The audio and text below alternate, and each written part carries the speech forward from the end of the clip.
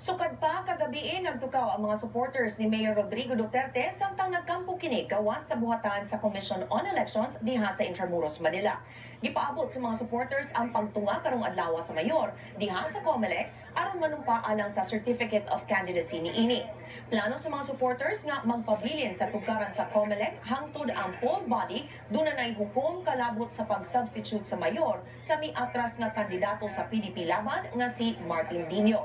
Gitakda sa COMELEC ang hearing kalabot niini sa December 16. Gipaabot sa mga supporters nga moabot sila og 5,000 karong adlaw. Naglakip ang supporters ni Duterte sa mga laborers, transport groups ug mga estudyante. Andito po kami para sa iyong kandidatura dahil kailangan ka namin maging Pangulo ng ating bansa. Mabuhay po kayo, Duterte! Duterte! Duterte! Duterte! Duterte! Duterte! Duterte!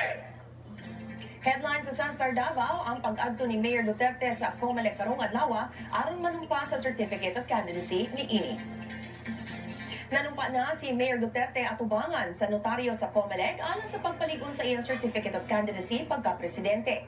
Ato sa pag-abot ni Duterte kaganinang udto, nagkagulyang ang mga COMELEC personnel o mga sakop sa media kinsa buot makakuha og hulagway sa mayor. Sa wala pa mosulod ang mayor sa opisina sa COMELEC Law Department, gikahinabi una niini ang kaugalingong mga abogado. Gipaabot sa nga moatubang ang mayor sa mga sakop sa media human sa iyang pagpanumpa. Nagtapok sab atubangan sa COMELEC ang mga supporter ni Duterte kinsa mga estudyante ug alumni sa Lyceum of the Philippines University, ang eskwelahan diin ng kolehiyo ang mayor.